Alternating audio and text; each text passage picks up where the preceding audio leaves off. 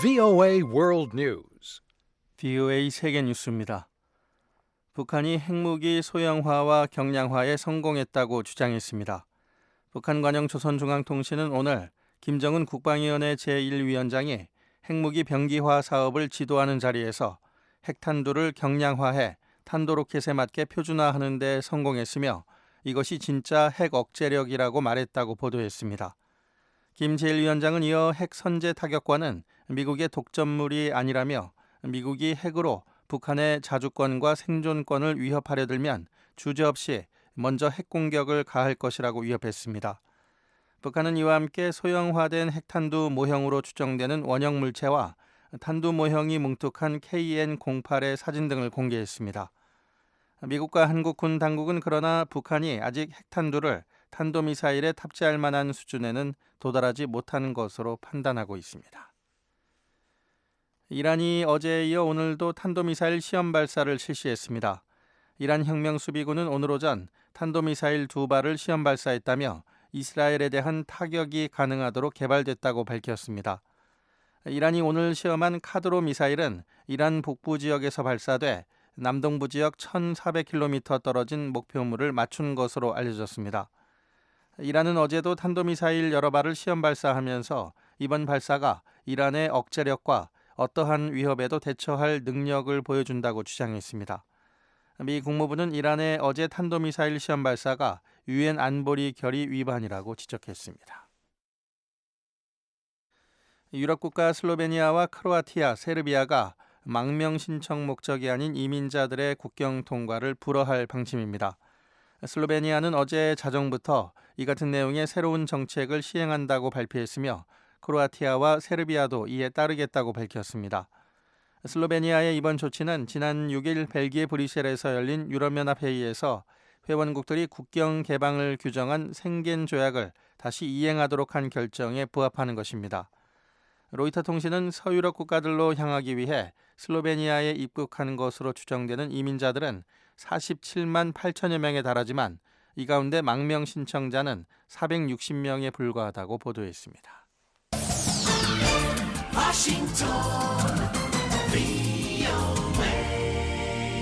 지금 여러분께서는 VOA 세계뉴스 듣고 계십니다. 중국 함정들이 남중국해 분쟁 수역에서 미국의 핵 항공모함 존 C. 스테니스호를 추격했습니다. 미 해군은 최근 보도자료에서 스테니스호가 남중국해를 항해할 당시 중국 해군 함정들이 가까이 접근했었다고 밝혔습니다. 스테니스호와 순양함, 구축함, 기함 등으로 구성된 미 제7함대 전단은 최근 남중국해에서 자유항해 작전을 벌였습니다. 그 뒤 스테니스호 등은 다른 곳으로 이동했지만 아직도 미 군함 2척은 남중국해에서 항해를 계속하고 있습니다. 이에 대해 중국 외교부는 미 해군 스테니스 항모 전단이 어제로 닷새째 남중국해 인공섬 부근에서 계속 항해했다며 중국이 이곳에 영유권을 주장하는 것은 역사적으로 입증된 것이라고 말했습니다. 왕이 외교부장은 식민 지배와 불법 점령됐던 남중국해에 또다시 일부 세력이 군대를 동원하고 있다고 밝혔습니다. 조 바이든 미국 부통령의 이스라엘 방문 중 팔레스타인 과격분자의 공격으로 미국인이 숨지고 이스라엘인 여러 명이 다치는 사건이 발생했습니다. 목격자들에 따르면 공격범은 어제 유명 관광지인 자파 항구 보도에서 행인들을 흉기로 찌른 뒤 경찰에 의해 사살됐습니다. 미 국무부는 이로 인해 미국인 테일러 앨런 포스 씨가 사망한 것이 확인됐다며 이번 공격을 무분별한 살상 행위로 규정했습니다. 마침 현장에서 불과 수킬로미터 떨어진 곳에서 바이든 부통령과 회담한 시몬 페레스 전 대통령도 이번 사건을 강력히 비난하고 성공적인 평화회담만이 해답이라고 말했습니다. 미국은 시리아 공습 과정에서 순위파 무장조직 ISIL 핵심 지도급 인사의 사망 여부를 확인하고 있습니다. 피터 쿡 미 국방부 대변인은 미국 주도 연합군이 지난 4일 시리아 알-샤다디 인근 지역에서 ISIL 고위 지도자인 타르칸 바티 라시빌리를 겨냥해 공습을 가했었다고 밝혔습니다. 쿡 대변인은 ISIL이 최근 알-샤다디 전투에서 시리아 지상군에 계속 패하자 ISIL 전사들의 사기를 북돋기 위해 바티 라시빌리가 현지를 방문 중이었다고 밝혔습니다. VOA 세계뉴스 천일규였습니다.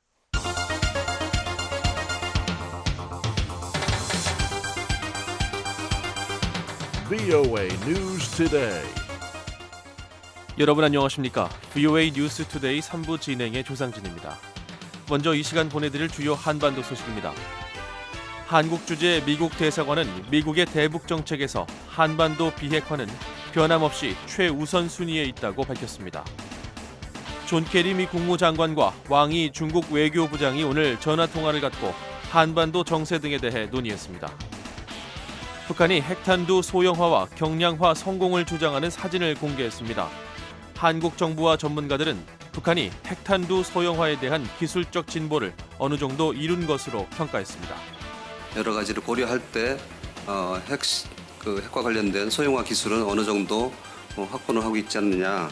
내일 북한은 대체로 맑겠습니다. 아침 최저 기온은 영하 23도에서 영하 1도, 낮 최고 기온은 영하 12도에서 영상 4도가 되겠습니다. 바다의 물결은 0.5에서 2.5m로 일겠습니다. 첫 소식입니다.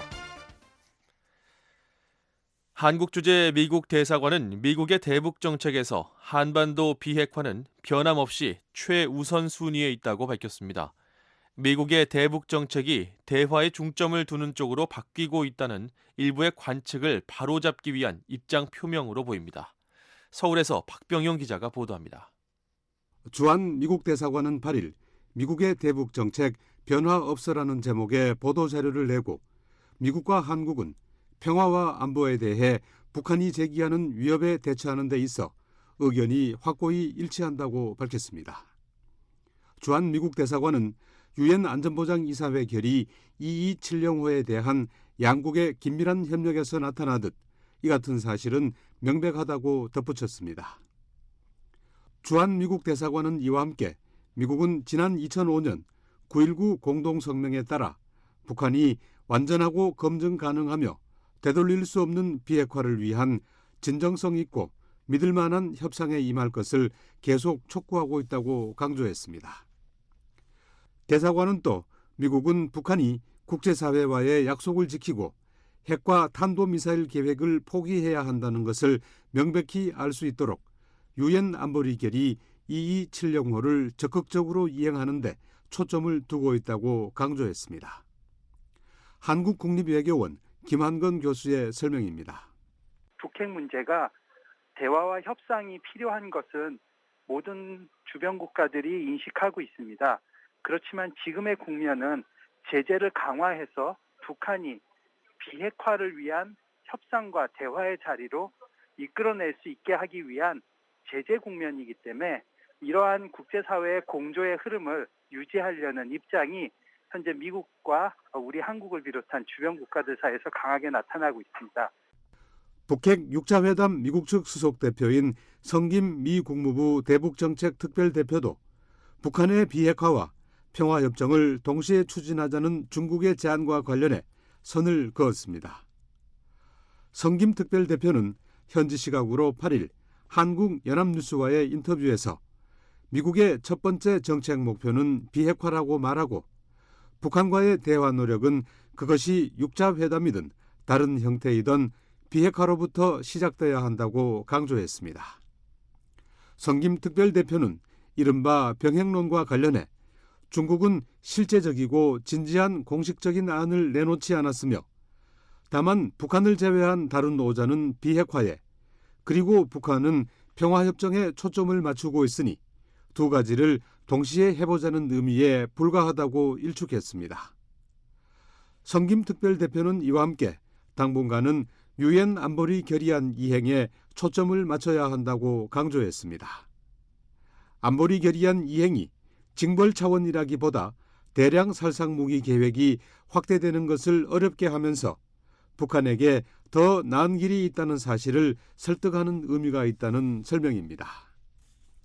이에 앞서 애나 리치 앨런 미 국무부 동아시아 태평양 담당 대변인도 지난 5일 평화적 방법으로 한반도에 검증 가능한 비핵화를 이루는 것이 미국의 북한 정책에서 가장 중요한 목표라고 말했습니다. 서울에서 VOA 뉴스 박병용입니다. 존 케리 미국 국무장관과 왕이 중국 외교부장이 오늘 전화통화를 갖고 한반도 정세 등에 대해 논의했습니다. 중국 외교부는 이날 홈페이지에 올린 성명에서 왕이 부장과 캐리 장관이 전화통화에서 중미 관계와 현재 한반도 정세 등 국제와 지역 문제에 대해 의견을 교환했다고 밝혔습니다. 중국 외교부는 두 장관의 자세한 통화 내용은 공개하지 않았습니다.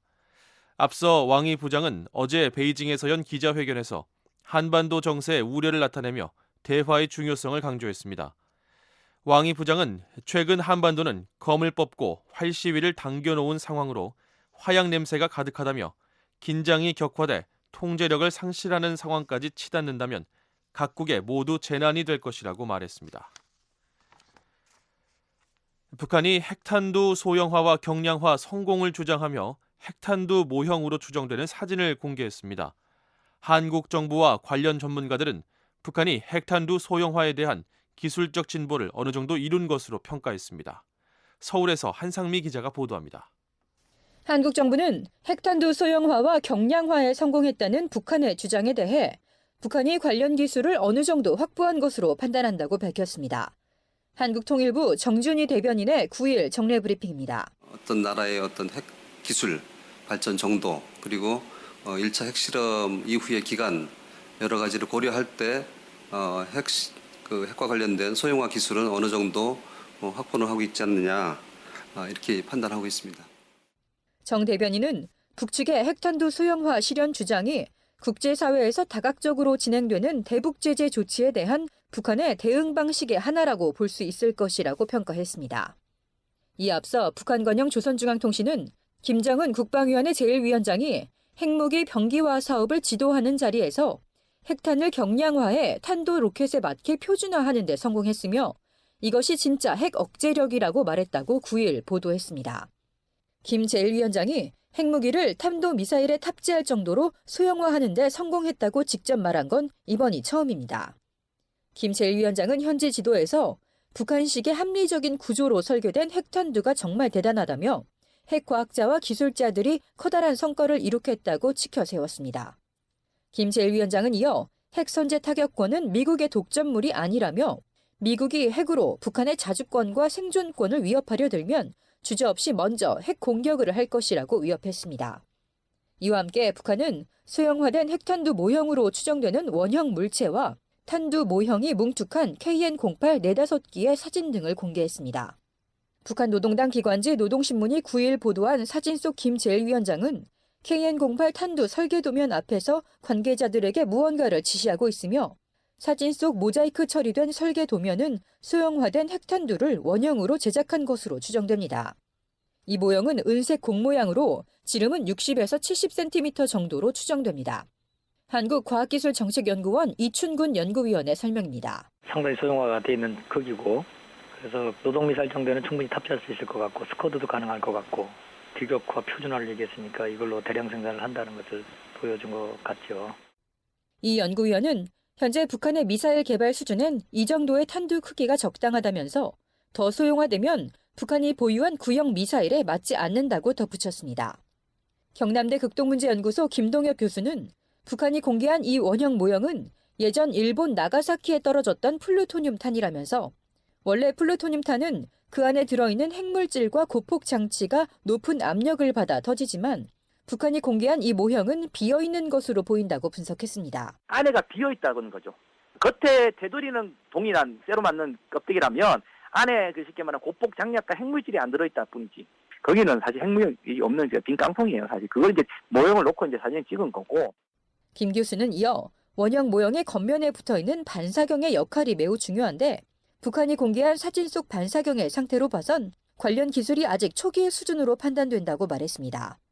김 교수는 하지만 핵탄두의 소형화 기술은 상당 부분 발전한 것으로 평가했습니다. 상당 부분 가능성이 있다고 봐요. 지난 4차 핵실험 때 3차 핵실험보다 상당 부분 이렇게 발전이 됐잖아요. 그런 것만 봐서도 어느 정도 수준인지는 알 수 없으나 기술적 발전이 있었다. 완성은 아니어도 기술적 발전은 분명히 있었다고 봐요, 저는.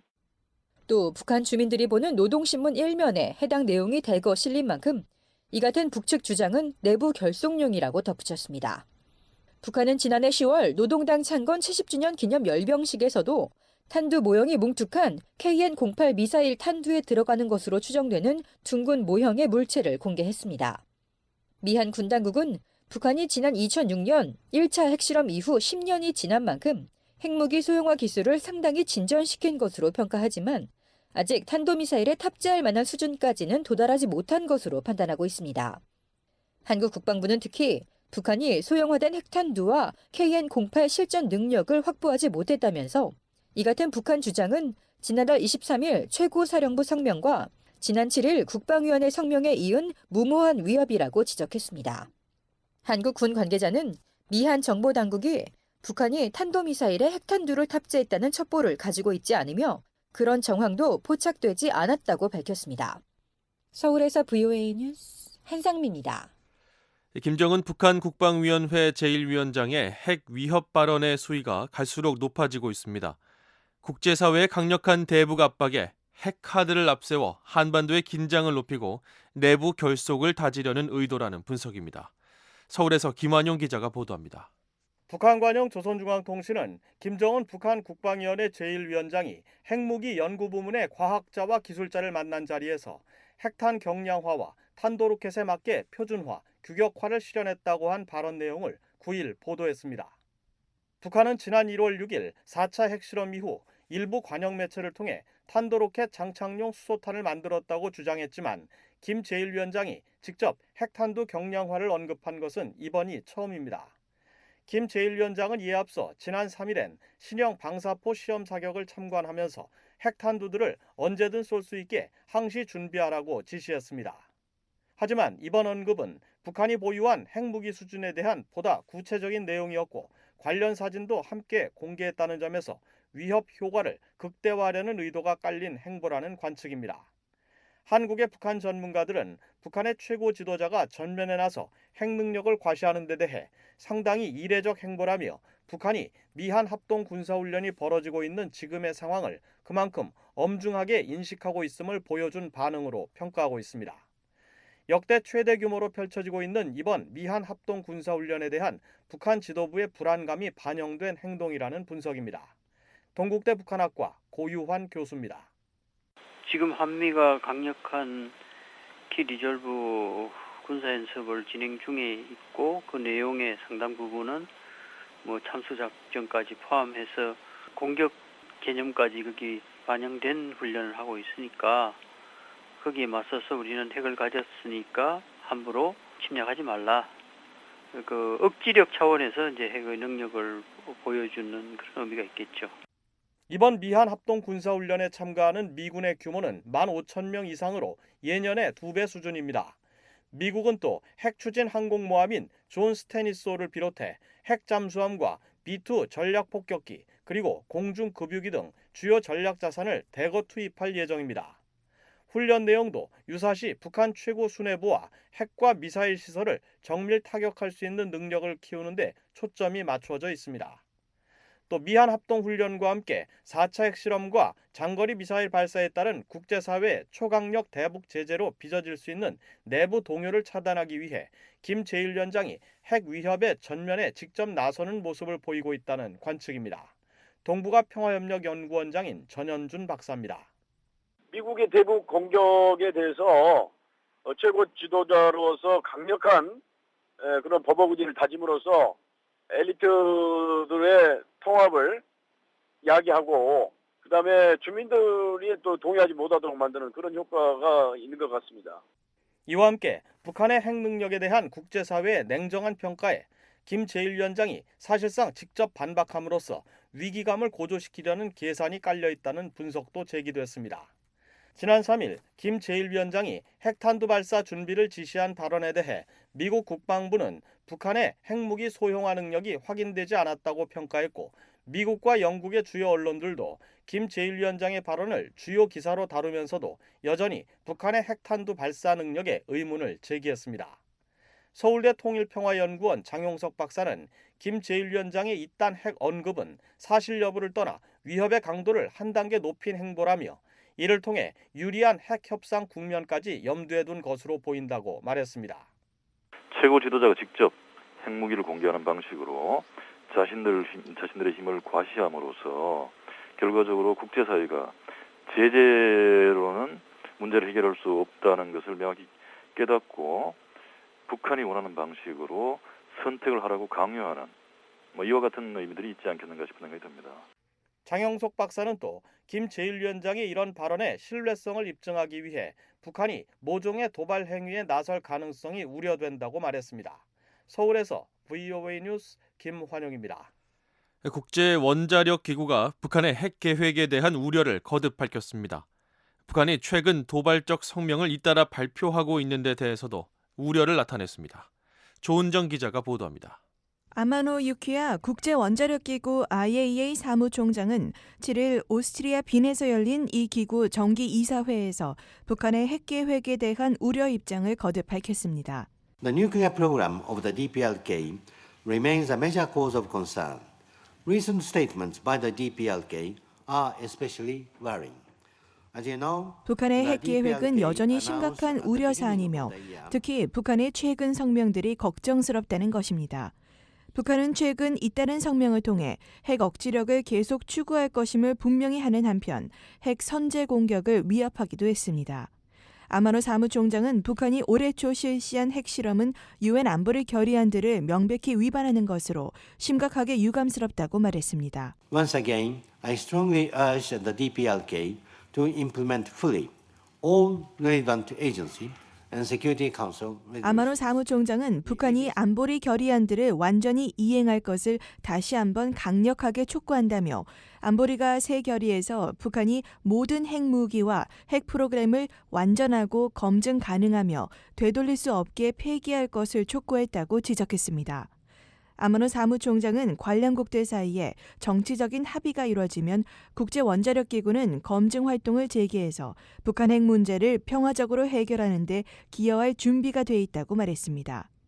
북한은 지난 2007년 육자회담 합의에 따라 핵시설 불능화를 감시할 IAEA 사찰단을 받아들였지만 2009년 안보리가 북한의 장거리 로켓 발사를 비난하는 성명을 채택한 데 반발해서 영변 핵시설 재가동을 발표하고 사찰단을 추방했습니다. 아마노 총장은 앞서 북한 핵활동 사찰과 관련해 북한이 핵 확산 금지 조약 NPT에서 탈퇴했고 IAEA 회원국도 아니기 때문에 북한에서 활동하려면 주요국들의 정치적 합의와 IAEA 이사회의 동의가 필요하다고 설명한 바 있습니다. VOA 뉴스 조은정입니다. 미한 연합 군사 훈련이 사상 최대 규모로 진행 중인 가운데 훈련에 투입된 미군의 전력 자산들이 큰 주목을 받고 있습니다. 김영권 기자가 해군을 중심으로 지금까지 공개된 주요 전력들을 자세히 전해드립니다. 올해 미한연합훈련에서 가장 주목받는 미군 전력 가운데 하나는 해병대 쌍용 훈련에 투입된 두 척의 강습 상륙함입니다. 미국 해군이 보유한 와스프급 강습 상륙함 8척 가운데 보넘 리처드 함과 박스함이 처음으로 동시에 훈련에 투입되기 때문입니다. 강습 상륙함은 대형 갑판을 갖춘 항모급 규모로 전반적인 해안 상륙 작전을 지원합니다. 특히 전쟁 등 급변 사태와 자연재해가 발생했을 때에도 인도적 지원과 피난민 구조 임무도 병행합니다. 보넘 리처드 함과 박스함은 모두 배수량이 4만 톤급으로 길이가 257m에 달합니다. 항모급 갑판엔 미군의 주요 비대칭 전략 자산인 오스프리 수직 이착륙기와 각종 헬기 등 항공기 수십 대를 탑재할 수 있습니다. 게다가 트럭과 장갑차, 전차 수십 대를 싣고 병력 2,000명까지 탑승이 가능합니다. 강습 상륙함의 주력기인 오스프리 수송기는 특히 해병대의 수륙 강습 작전을 지원하는 첨단 군용기로 MV-22는 특히 전투기급 속도에 탁월한 탐지와 전자전 능력까지 갖추고 있습니다.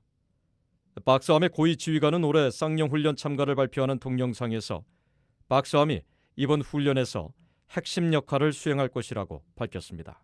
Boxer is one of the main batteries for this exercise, and it will provide the full capability of our ACE, our battalion. 해병대원들의 침투와 상륙, 이착륙기의 활동 등 포괄적인 작전 지원을 수행할 예정이란 겁니다.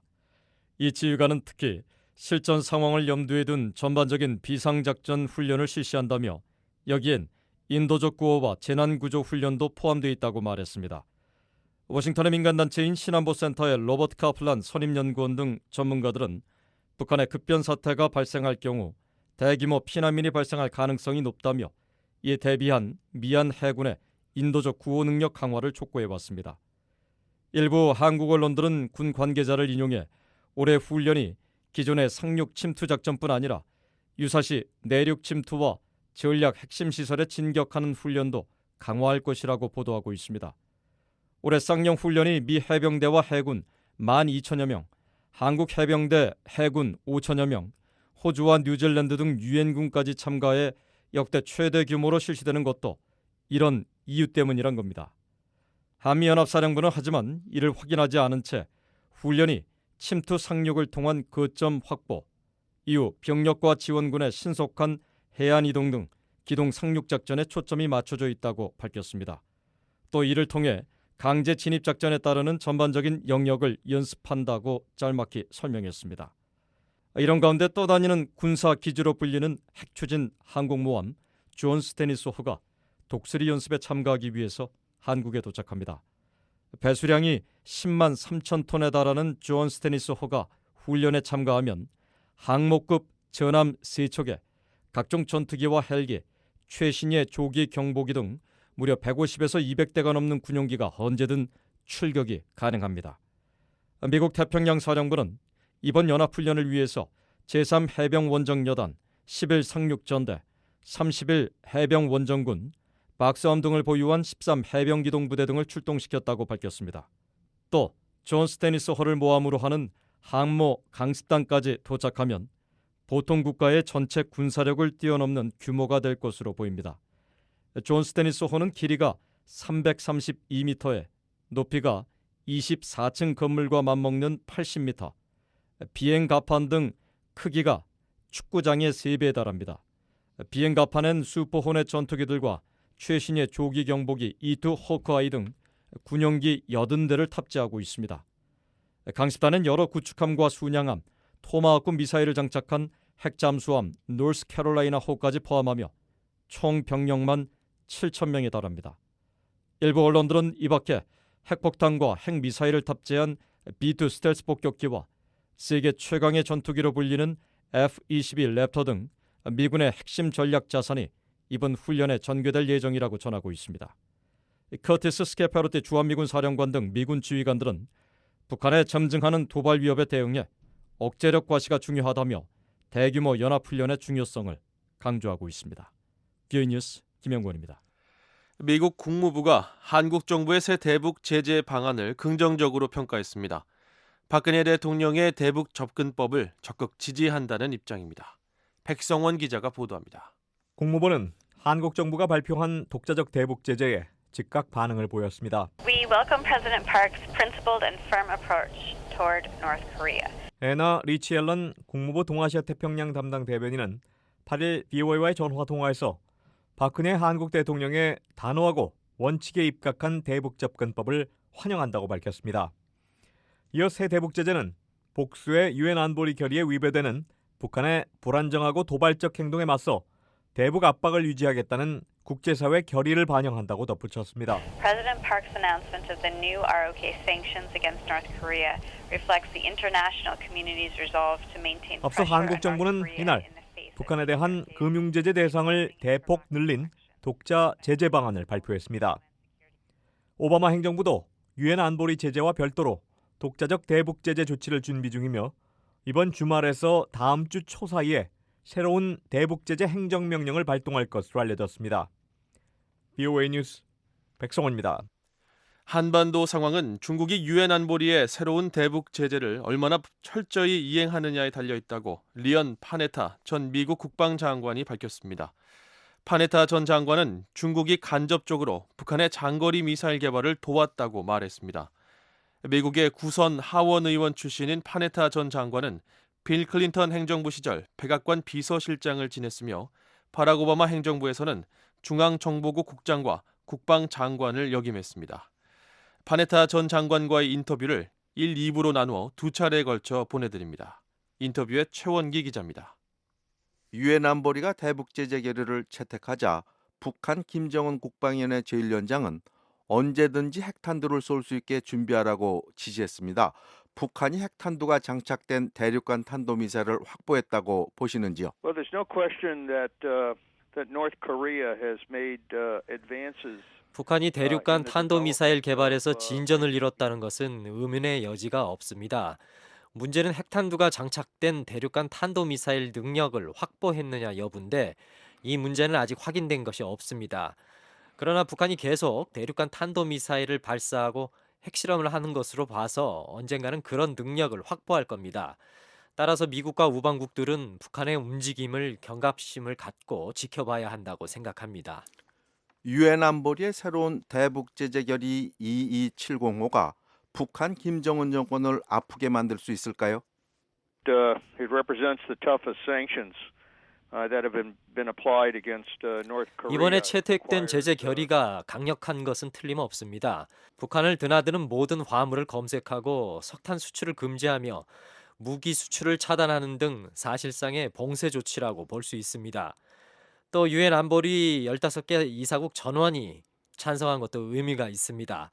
문제의 핵심은 제재가 얼마나 이행되느냐 여부입니다. 지난 2013년에도 유엔 안보리가 대북 제재 결의안을 채택했지만 193개 유엔 회원국 가운데 150개 나라가 제재 보고서를 내지 않았습니다. 또 북한은 교묘한 방법으로 대북 제재의 그물망을 빠져나가곤 했습니다. 중국이 제재를 얼마나 철저히 이행하느냐가 중요합니다. 유엔 안보리는 북한에 대한 항공유 공급 중단을 결정했는데요. 이로써 북한 공군이 마비될 것으로 보시는지요? I think, if China truly stops aviation fuel from 중국이 진짜로 북한에 대한 항공유 공급을 중단하고 엄격한 제재를 가한다면 북한군이 어려움을 겪을 수 있습니다. 그러나 북한은 중국과 870마일의 국경선을 맞대고 있고 이를 통해 컴퓨터에서 꼬냑에 이르기까지 모든 물품을 암시장에서 조달할 수 있습니다. 따라서 이 같은 암시장, 밀수를 통한 거래를 차단하는 것이 중요한 과제입니다. 북한 정권은 유엔 안보리의 제재에 상당히 반발하고 있는데요. 김정은 제1위원장이 앞으로 어떤 선택을 할까요? How badly are they hurt? 그건 대북 제재의 강도에 달려 있다고 생각합니다. 두 가지 경우를 생각해 볼 수 있는데요. 하나는 제재 이행이 제대로 안 되는 겁니다. 지난 10년간처럼 제재가 흐지부지되거나 북한이 암시장에서 물건을 조달할 수 있으면 별다른 변화가 없을 겁니다. 반대로 최근 필리핀이 북한 화물선을 몰수한 것처럼 중국을 비롯한 각국이 철저한 제재를 가한다면 김정은 제1위원장은 다른 선택을 할 수밖에 없을 겁니다.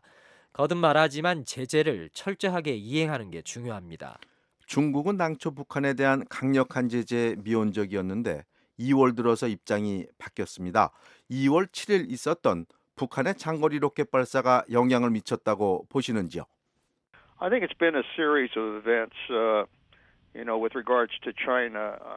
일련의 사건이 중국의 입장 변화를 가져왔다고 생각합니다. 북한은 1월 6일 핵실험에 이어 2월 7일 장거리 로켓을 발사해 중국을 화나게 하고 마침내 베이징이 인내심을 잃게 만들었습니다.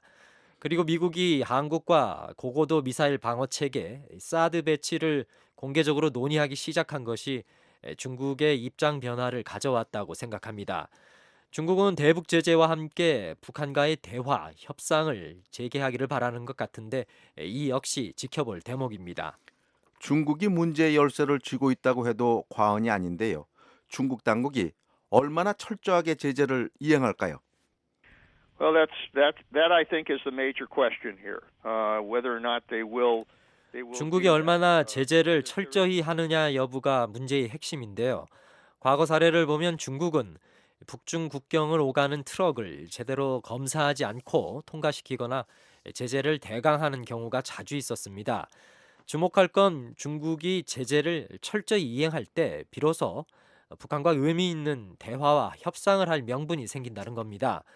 중국이 과거처럼 암시장과 밀수꾼 그리고 북한의 외화벌이 등을 방치해서는 안 될 겁니다.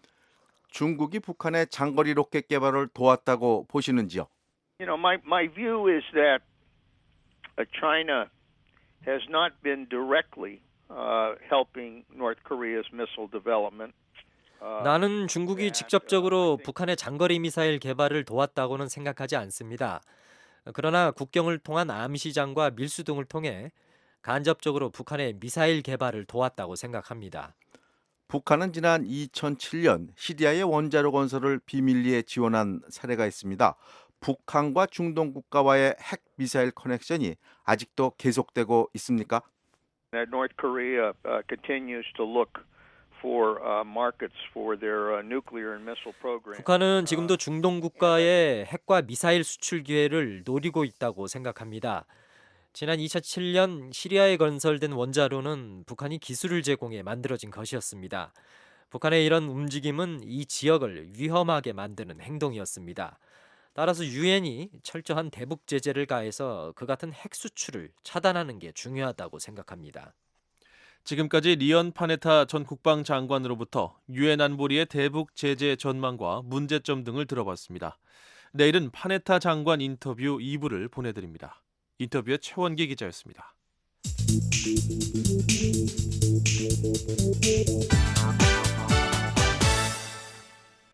북한 당국이 주민들의 휴대전화와 인터넷 등 정보통신 사용에 대한 감시를 강화하고 있다고 국제인권단체인 앰네스티 인터내셔널이 밝혔습니다. 앰네스티 인터내셔널은 지난 2009년 이후 탈북해 한국과 일본에 거주하고 있는 탈북자 17명과 전문가 19명을 인터뷰한 내용을 토대로 이 같은 내용의 보고서를 발표했습니다. 보고서에 따르면 북한 내 휴대전화 가입자는 300만 명이 넘었지만 국영이동통신사가 가입자들의 해외 통화를 차단하는 바람에 해외에 살거나 북한을 탈출한 가족들과의 통화를 하지 못해 생사조차 알 수 없는 상황입니다.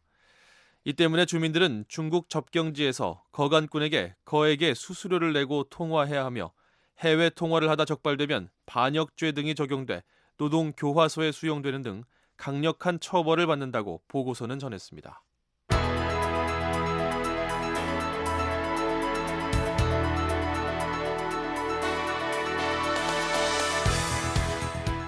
세계 곳곳의 뉴스와 미국 뉴스를 정리해드리는 세계는 지금 시간입니다. 박영석 기자와 함께하겠습니다. 안녕하십니까? 네, 안녕하십니까? 네, 자 오늘은 어떤 소식들이 들어와 있습니까?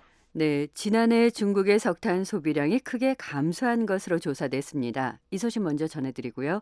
이어서 그리스와 터키가 유럽연합의 난민 사태 해결 노력에 협력키로 했다는 소식과 이란이 이틀 연속 탄도미사일을 시험 발사한 소식, 마지막으로 어제 미국의 여러 주에서 있었던 공화당과 민주당 경선 소식 차례로 전해드리겠습니다. 네, 자 먼저 중국으로 가볼까요?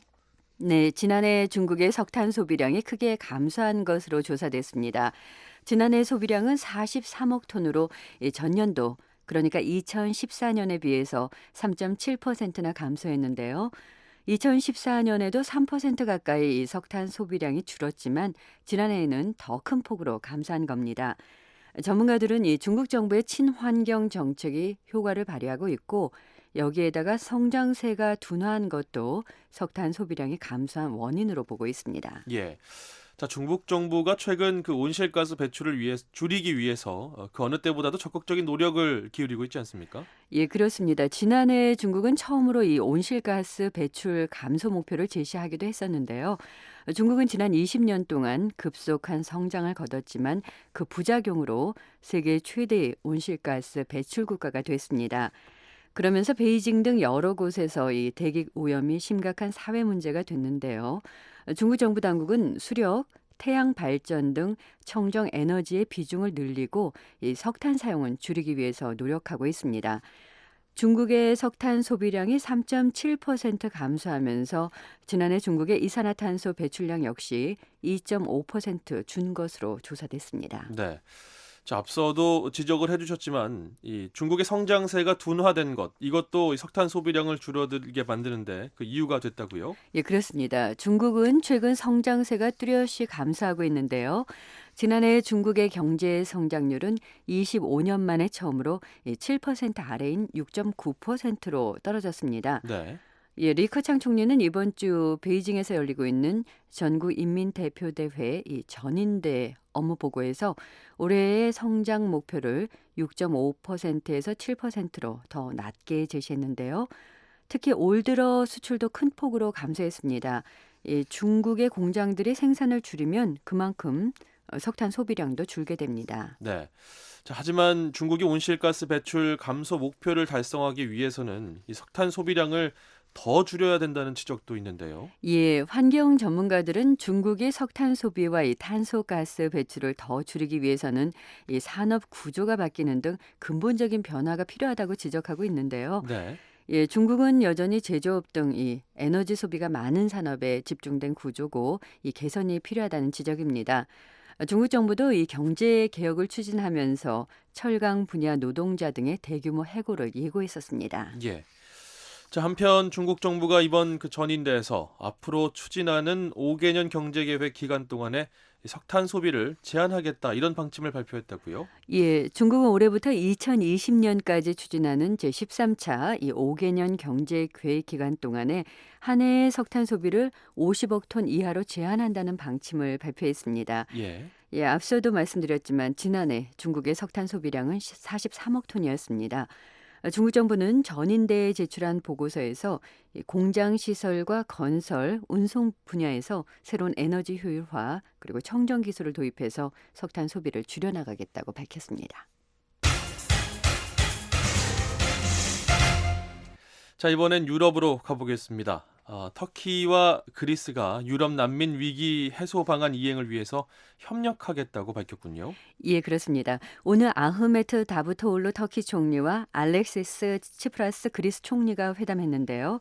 유럽연합 차원에서 추진 중인 난민 위기 해소 방안을 지지하면서 이 이행을 위해서 협력하기로 했습니다.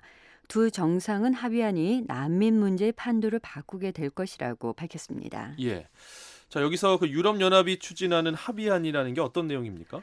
예, 유럽연합과 터키가 어제 긴 협상 끝에 초안을 마련했는데요.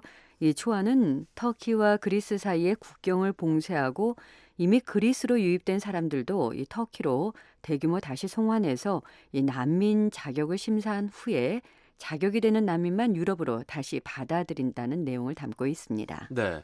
그러니까 이미 터키에서 그리스로 건너간 이 난민들과 이주민들도 다시 터키로 돌려보내겠다 이런 이야기군요. 예, 그렇습니다. 그래서 당초 시리아 출신 난민만 받아들이겠다는 것보다 더 강화된 통제안인데요. 네. 예, 터키는 그리스에서 이들을 받아들이는 대신에 터키는 같은 수의 난민들을 유럽연합에 재정착시키는 방안을 제안했고요. 유럽연합 차원에서 터키의 난민 정착금 지원도 2배로 늘릴 걸 요구했습니다. 네. 예, 유럽연합은 이를 통해서 난민들이 유럽으로 가기 위해서 위험천만한 항해에 나서는 걸 막고요. 합법적인 경로를 사용토록 유인한다는 목표입니다. 네. 자, 하지만 이미 건너간 난민들을 다시 돌려보내는 문제, 유엔과 인권단체들이 이 방안의 적법성에 대해서 깊은 우려를 보이고 있다고요? 예, 그렇습니다. 필리포 그란디 유엔 난민기구 대표가 이 국제법에 보장된 난민 보호 조치를 제대로 설명하지 않고 일괄적으로 한국가에서 다른 곳으로 보내는 건 아주 우려스럽다고 말했습니다. 반기문 유엔 사무총장도 베를린에서 앙겔라 메르켈 총리를 만난 자리에서 다수의 유럽연합 국가들이 제한적인 망명 정책을 채택하고 있어서 우려된다고 말했는데요. 반면에 장클로드 융커 유럽연합 집행위원장은 이번 초안은 합법적으로 보인다고 주장했습니다. 네. 자, 결국에는 이번 문제의 핵심은 난민들의 인권에 관한 문제가 되지 않을까 싶은데 인권단체들도 역시 이번 합의안 비판하고 있군요. 예, 그렇습니다. 엠네스티 인터내셔널은 도덕적 또 법률적으로도 문제가 많다고 지적했는데요. 유럽연합과 터키가 이 합의안 초안은 망명을 원하는 사람들의 권리에 심각한 타격을 준다면서 난민과 난민을 맞교한다는 개념은 비인간적일 뿐만 아니라 인도주의적인 위기에 대한 지속 가능한 해법도 아니라고 지적했습니다. 휴먼 라이츠 워치도 이 터키가 난민들이 송환되기 안전한 국가라는 점에 동의하지 않는다며 우려를 표시했습니다.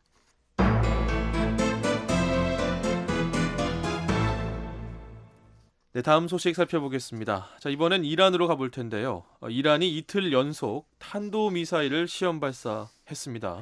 예, 이란 혁명 수비대가 오늘 오전에 이란 북부 알보르즈 산에서 중거리 탄도미사일 카드르 H 그리고 카드르 F를 한 기씩 시험 발사했다고 밝혔습니다.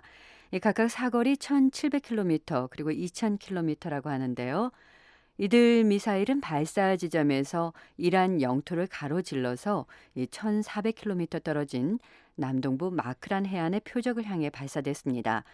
그런데 이란 혁명 수비대는 어제도 지난 며칠 동안 이란 곳곳의 미사일 기지에서 사거리 300km, 500km, 800km, 2000km의 탄도미사일을 시험 발사했다고 발표했었습니다. 예. 자, 미국과 국제사회는 역시 이란의 이런 미사일 발사를 우려하고 있군요. 예, 지역 긴장을 고조시키고 안정을 해치는 행위라고 비난했습니다. 미국은 이란의 시험 발사에 대응할 거라고 경고했는데요.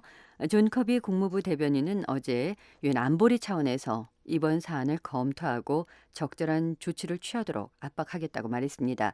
또 이란의 미사일 계획이 제기하는 위협에 대응하기 위한 독자적인 수단도 계속 적극적으로 적용하겠다고 말했습니다. 예. 자, 한편 이란은 이런 제재에 대해서 거부 의사를 밝히고 있죠? 예, 이란은 지난해 12월에 이 국제 원자력 기구의 사찰 보고서로 핵무기 개발 의혹이 해소된 만큼 탄도미사일 개발을 계속하겠다는 입장입니다.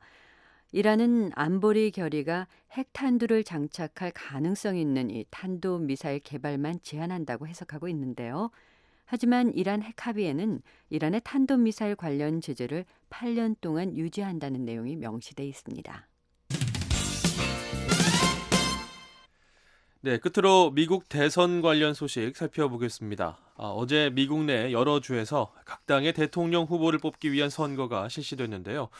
앞서 여론조사와는 조금 다른 결과가 나왔군요. 예, 그렇습니다. 민주당의 버니 샌더스 연방 상원의원이 미시간주에서 예상을 뒤엎고 승리를 거둔 건데요. 50%의 지지를 받으면서 48%를 얻은 힐러리 클린턴 전 국무장관을 눌렀습니다. 앞서 여론조사에서는 클린턴 후보가 쉽게 승리를 거둘 것으로 나타났었죠. 샌더스 후보는 이번 승리에 자신감을 얻은 모습이었는데요. 자신이 내건 정치적 혁명이 미국 전역에서 강하게 일어나는 걸 의미한다고 말했습니다. 네. 자, 미시간주는 많은 대의원이 걸려있기 때문에 굉장히 중요한 곳이다. 저희가 어제 이 시간을 통해서도 전해드렸었는데 네. 자, 예상 밖의 패배를 한 클린턴 후보 측의 반응이 궁금합니다. 네, 크게 개의치 않는 모습이었고요. 샌더스 후보보다는 공화당의 도널드 트럼프 후보를 공격하는 데 초점을 맞췄습니다. 사실 미시간주에서 샌더스 후보가 의미 있는 승리를 거두긴 했지만 어제 진정한 승자는 클린턴 후보였다는 분석도 나오고 있습니다. 네. 자, 패배를 했는데도 왜 그런 분석이 나왔을까요? 예, 미시간주에서 이 두 후보 간의 지지율 격차가 얼마 나지 않았던 반면에 이 미시시피주에서는 클린턴 후보가 83%라는 압도적인 지지율로 이겼기 때문입니다. 그러면서 지지율에 따라 배분되는 대의원을 클린턴 후보가 많이 챙겨갔는데요. 뉴욕타임스 집계를 보면 클린턴 후보는 어제 87명을 얻었는데요. 반면에 샌더스 후보는 이보다 적은 69명을 얻는 데 그쳤습니다. 예. 자, 이번에는 공화당 상황 살펴보도록 하겠습니다. 민주당은 어제 이제 미시간주와 미시시피 두 곳에서만 선거를 실시했는데요. 공화당은 4개 주에서 선거를 치렀죠? 예, 미시간주, 미시시피주, 아이다호 그리고 하와이주에서 선거가 열렸는데요. 먼저 결과부터 말씀드리면 도널드 트럼프 후보가 아이다호를 제외한 3개 주에서 모두 승리했습니다.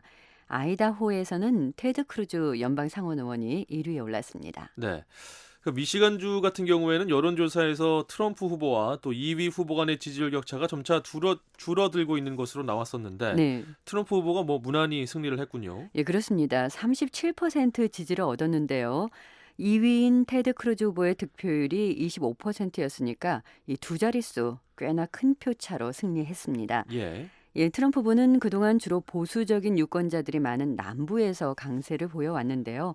이번 미시간주의 승리는 앞으로 오하이오나 일리노이주 같은 중서부주에서도 높은 지지를 받을 가능성을 보여줬다는 게 전문가들의 분석입니다. 예. 그 미시간주에서는 최근 그 존 케이식 오하이오 주지사에 대한 지지율이 올라가고 있다 이런 분석이 있었는데요. 선거 전 여론조사에서는 테드 크루즈 후보를 누르고 2위까지 올라가지 않았습니까? 예, 그렇습니다. 개표 초반에 크루즈 후보를 앞서기도 했었는데요. 하지만 25% 대 24%, 약 1%포인트 차로 크루즈 후보에게 2위 자리를 내줬습니다. 그런가 하면 크루즈 후보는 중서부 아이다호에서 45%의 높은 지지율로 승리했는데요. 만약에 트럼프 후보가 공화당 후보 지명을 받는다면 이 민주당의 힐러리 클린턴 후보가 대통령이 될 게 뻔하다면서 자신에게 표를 모아달라고 호소했습니다. 네.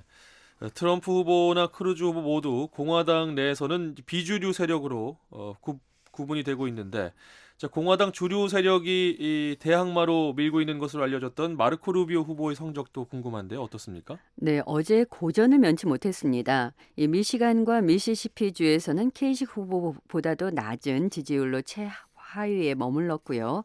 아이다호와 하와이에서는 3위에 그쳤습니다. 루비오 후보는 최근 지역구인 플로리다주에서 선거 운동에 주력을 해왔는데요. 하지만 최근의 여론조사 결과를 보면 이 플로리다주에서도 트럼프 후보가 크게 앞서가고 있습니다. 예. 자, 오늘은 여기까지 듣겠습니다. 세계는 지금 박영서 기자와 함께했습니다.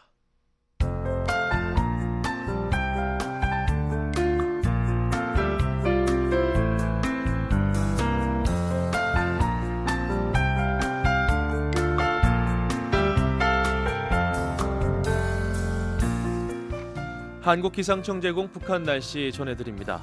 내일 북한은 대체로 맑겠습니다. 아침 최저기온은 영하 23도에서 영하 1도, 낮 최고기온은 영하 12도에서 영상 4도가 되겠습니다. 바다의 물결은 0.5에서 2.5m로 일겠습니다. 다음은 지역별 날씨입니다. 평안 남북도 대체로 맑은 하늘 예상됩니다. 평양은 아침 최저 영하 5도, 낮 최고 영상 1도, 남포 최저 영하 4도에서 최고 0도, 신의주는 아침 최저 영하 4도, 낮 최고 영상 1도, 강계는 최저 영하 12도, 최고 영하 1도 분포를 보이겠습니다. 황해도 지역도 대체로 맑은 것으로 예상됩니다. 해주 최저 영하 4도, 최고 영상 3도, 개성 최저 영하 4도, 최고 영상 3도 분포를 보이겠습니다. 함경남도, 양강도, 강원도 역시 대체로 구름 약간만 낄 것으로 보이는데요. 함흥 최저 기온은 영하 6도, 최고 영상 2도, 해산 최저 영하 17도, 최고 영하 3도, 원산은 최저 영하 2도, 최고 영상 2도를 기록하겠습니다. 함경북도 역시 대체로 구름 조금 낄 것으로 관측됩니다. 청진 최저 기온은 영하 4도, 최고 영상 1도, 선봉 최저 영하 6도, 최고 영상 1도가 될 것으로 보입니다. 이어서 해상 날씨입니다. 동해는 구름이 많이 낄 것으로 예상되는 가운데 오후부터는 가끔 눈이 내릴 것으로 보입니다. 물결은 1에서 2.5m로 일겠습니다. 서해는 구름이 조금 낄 것으로 예상되는데요. 물결은 0.5에서 2m 정도로 일겠습니다. 모레 날씨 살펴보겠습니다. 모레는 대체로 맑겠습니다. 바다의 물결은 전 해상에서 0.5에서 2m로 일겠습니다. 한국기상청 제공 북한 날씨 전해드렸습니다. 뉴스투데이 3부에 청해주신 여러분 감사합니다. 지금까지 진행의 조상진이었습니다. 끝으로 세계 뉴스가 이어집니다.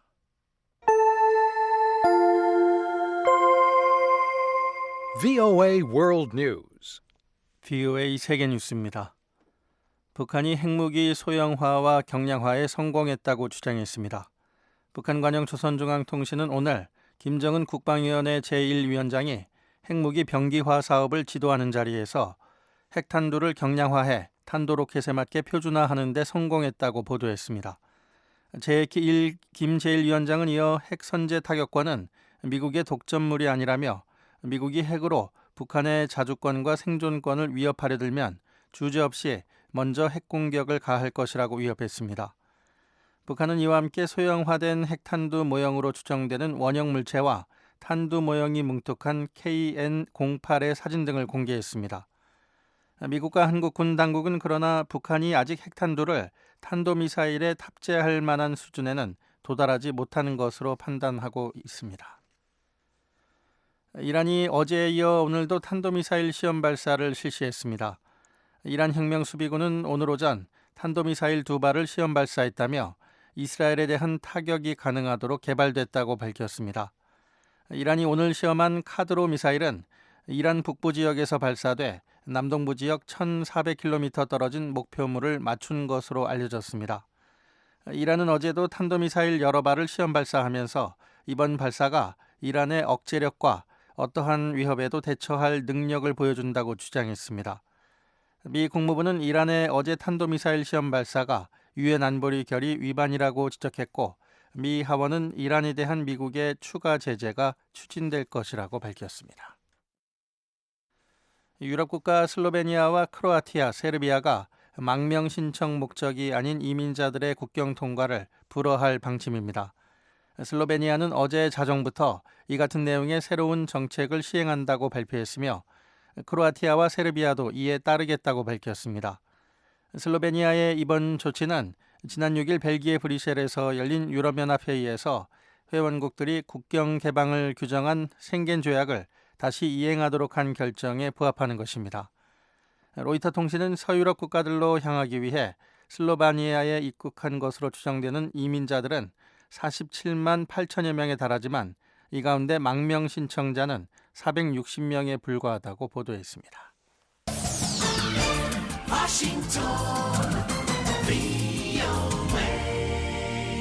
지금 여러분께서는 VOA 세계뉴스 듣고 계십니다. 중국 함정들이 남중국해 분쟁 수역에서 미국의 핵항공모함인 존 C. 스테니스호를 추격했습니다. 미 해군은 최근 보도자료에서 스테니스호가 남중국해를 항해할 당시 중국 해군 함정들이 가까이 접근했었다고 밝혔습니다. 스테니스호와 순양함, 구축함, 기함 등으로 구성된 미 제7함대 전단은 최근 남중국해에서 자유항해작전을 벌였습니다. 그뒤 스테니스호 등은 다른 곳으로 이동했지만 아직도 미 군함 2척은 남중국해에서 항해를 계속하고 있습니다. 중국 외교부는 미 해군 스테니스 항모 전단이 어제로 닷새째 남중국해 인공섬 부근에서 계속 항해했다며 중국이 이곳에 영유권을 주장하는 것은 역사적으로 입증된 것이라고 반박했습니다. 미국은 시리아 공습 과정에서 이슬람 순위파 무장 조직 ISIL 핵심 지도급 인사의 사망 여부를 확인하고 있습니다. 피터 쿡 미 국방부 대변인은 미국 주도 연합군이 지난 4일 시리아 알-샤다디 인근 지역에서 ISIL 고위 지도자인 타르칸 바티 라쉬빌리를 겨냥해 공습을 가했다고 밝혔습니다. 쿡 대변인은 ISIL이 최근 알-샤다디 전투에서 시리아 지상군에게 계속 패하자 ISIL 전사들의 사기를 북돋기 위해 바티 라쉬빌리가 현지를 방문 중이었다고 밝혔습니다. ISIL 자금 분야를 책임진 것으로 알려진 바티 라쉬빌리에 대해 미국은 500만 달러의 현상금을 내건 바 있습니다. 미국 구글사가 개발한 인공지능 컴퓨터가 한국의 프로 바둑기사인 이세돌 구단과의 대국에서 승리했습니다. 이세돌 구단은 오늘 서울에서 인공지능 알파고와 벌인 9급 딥마인드 챌린지 매치 5번기 제1국에서 흙을 잡고 186수 만에 패했습니다.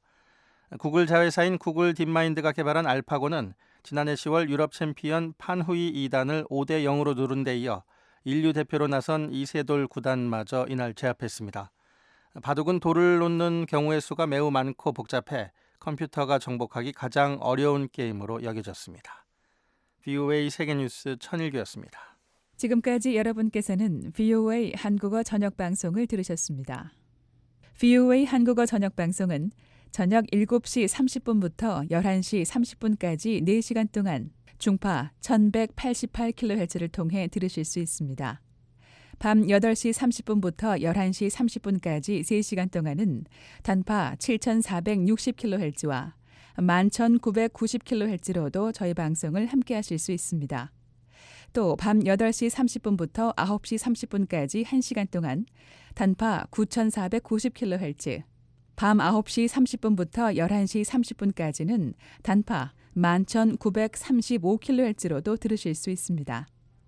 그리고 매일 아침 3시 30분부터 5시 30분까지 2시간 동안 보내드리는 VOA 한국어 아침 방송은 단파 5875, 7365, 7485kHz로 들으실 수 있습니다. 함께해 주신 여러분 고맙습니다. 다음 방송 시간까지 안녕히 계십시오.